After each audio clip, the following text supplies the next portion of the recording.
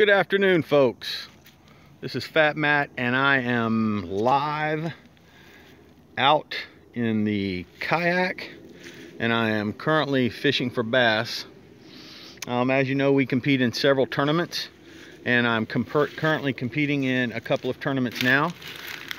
I thought I'd take a moment just to stop to give you guys a little bit of insight into what we're doing. I'm in a secret location. I'm not necessarily going to disclose that. It is in Central Florida. Those of you that are local probably know about it. So, you know, that is a-okay if you do know about it. If you don't, I'm probably not going to share it unless you come and go fishing with me personally, which is always an option. But I thought I'd take a moment just to kind of give you an idea of what the setup looks like when we're out here fishing. And it's nothing fancy. It's pretty much what everybody else does. They just have a little bit of a different process. But as you can see, I'm wearing my personal flotation device. I have an Onyx M24, and I wear that at all times when I'm fishing. The only exception would be on occasion when I am out recreational paddling for the purpose of being able to swim, and sometimes we go lobstering and so forth and so on. So, you know, you can't necessarily go diving when you have one of these on. But just to kind of turn things around, let me show you what we got here in the kayak. So as you can see, we have an Old Town Predator Angler. It is a little over 13 feet. And going on about 2 years. I have a spot there where I have my fish finder to mount, and I put an aluminum plate there just because I wanted to mount it in the middle. When I'm fishing the small bodies of water, hey JP, how you doing? When I'm fishing the small bodies of water, I don't use the fish finder. There's just really no need for it to tell me that it's 4, 5, 6 feet deep. You can see I have a couple of bait casting rods there.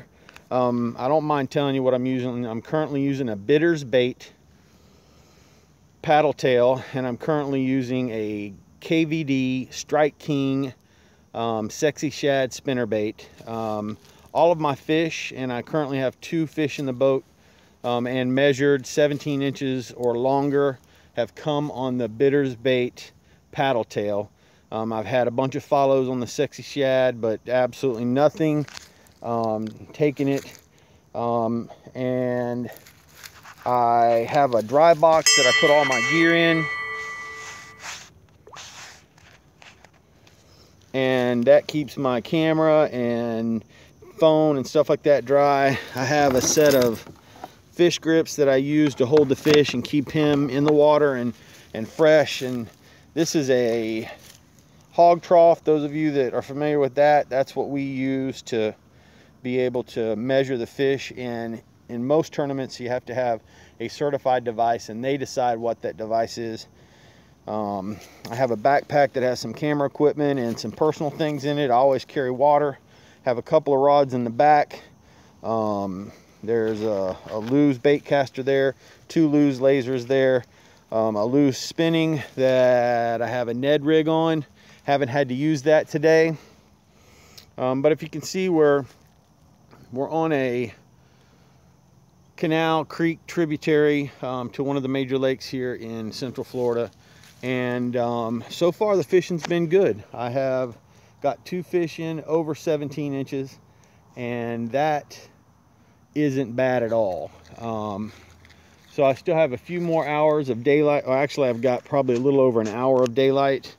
So we're going to put a couple of more fish in the boat. All of this is being recorded, so you'll be able to come back at a later date and watch that as well. But kind of the process is, we have what I consider post-spawn. There may still be a few fish in the beds, but this is March. They're pretty much done. So between chasing shad and bluegill, they're relatively active. I expected the frog bite to be on already, but we have not been able to really coax anything with the frog at all, or at least I haven't. So that's pretty much it. Wish us luck. I'll post the video of the trip later, along with tournament pics of the fish that are up so far. But if you are interested in kayak fishing or kayak bass fishing at all, I would encourage you to go to www.kayakbassfishing.com. They have all the information there. It gives you an opportunity to fish competitively, not only in live tournaments, trail tournaments, opens, but also in national tournaments that are run electronically. Tourney X is the primary software that's used, and it's a good process, and it's an opportunity for you to compete against folks in your state and in national competitions and win some money and get an opportunity to go to the national championship, which I haven't brought this up, but we are leaving for the national championship on the 13th of March, and we will be going to Paris, Kentucky, where we will be competing at the Kayak Bass Fishing National Championship, and that is the premier kayak bass fishing event in the nation. First place has an opportunity to win $100,000, which is not chump change, and I mean, that's huge. It's huge to be able to fish in a plastic boat and be able to fish for $100,000. So again, www.kayakbassfishing.com has all the information there and all the tools that you need, along with the rules to be able to sign up and to competitively fish against folks all over the country out of a plastic boat just like the one that I have. So it can be any plastic boat, and you can take any time that you want to fish during that process. But again, kayakbassfishing.com. I'm currently fishing in a www.kayaktournaments.com. You can also go there. They run a monthly tournament also for your state. And if you go there, and you also have an opportunity to win a qualification spot for the Kayak Bass Fishing National Championship.